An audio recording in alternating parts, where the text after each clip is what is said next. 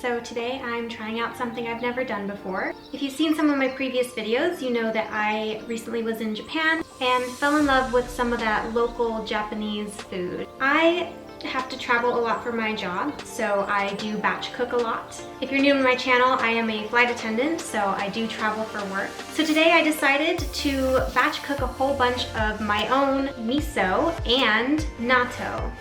I'm going to make a lot of it so that I can just put it in the fridge and it lasts for a long time, I'm pretty sure. So what I've done so far is I've cooked my soy beans in a instant pot. I let them sit for about 24 hours in some water so that they could soak. I waited until they had this nice film on the top. I think that's when you're supposed to wait until. So now that my beans are all cooked, I'm just going to strain them so that I can get some of the bean water out. And I've made sure to sanitize everything.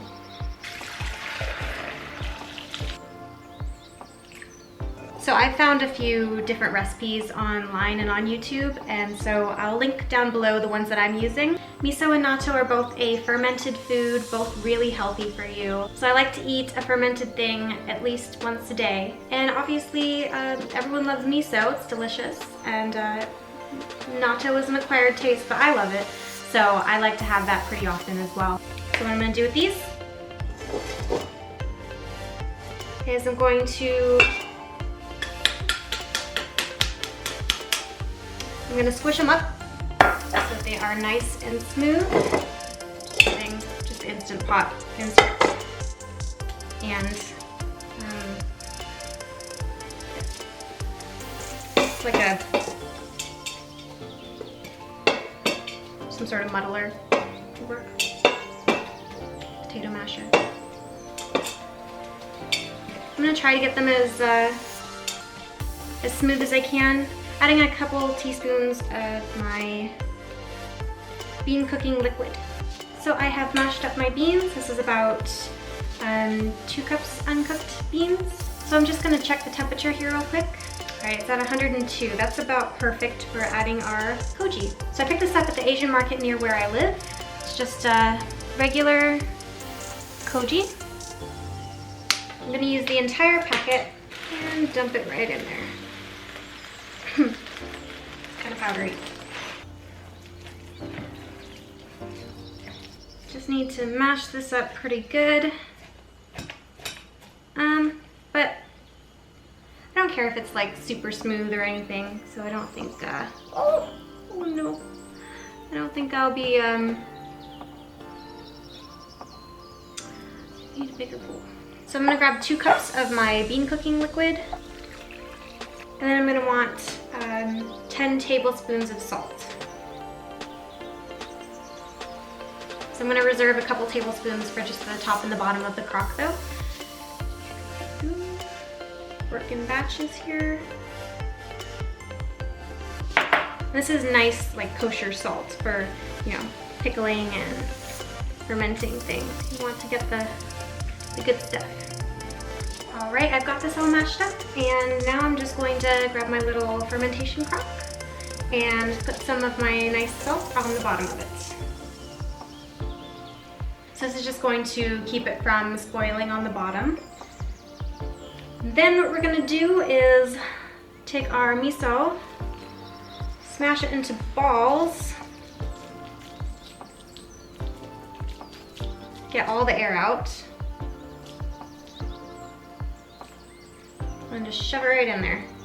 You just wanna kind of like pack it down so that you don't have any air in there. It's a little messy. All right, so here are my 2 adorable fermentation crocks. And I'm just cutting some lids out of cardboard for them. Then I'm gonna cut some lids out of parchment paper. So I just want a bit of salt on the top as well to prevent any mold from growing. Stick that little lid right on top. These are probably much more full than you would want them to be.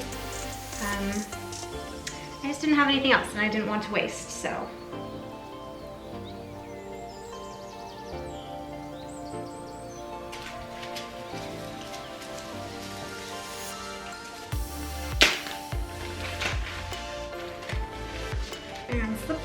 in there.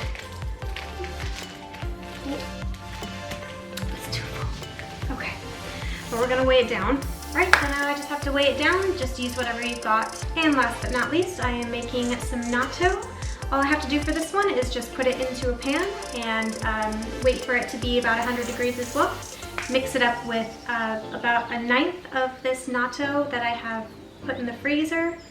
This is my favorite brand, the organic one that I can get from my local Asian market. And I'm just gonna let that sit in the Instant Pot on the yogurt setting for about 24 hours. So since I made so much natto and miso, the miso I do have to wait about a year for it to be done, but since I made so much natto, I'm planning on bringing that with me in a big Tupperware with some rice and eating that over a few days. I can bring it on trips with me. It's not gonna go bad because it's all fermented and healthy. So that's pretty much all I need is some natto, rice, and some sort of vegetable, either a fresh or sauteed vegetable. It's a really great staple food to bring around.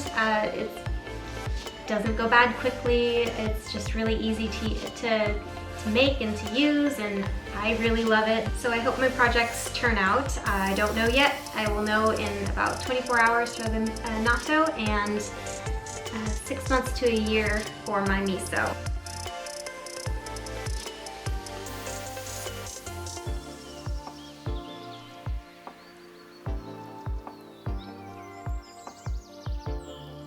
And that's it. I hope that you enjoyed, and thank you so much for watching. I hope you all have a lovely day, and I'll talk to you again later. Bye-bye.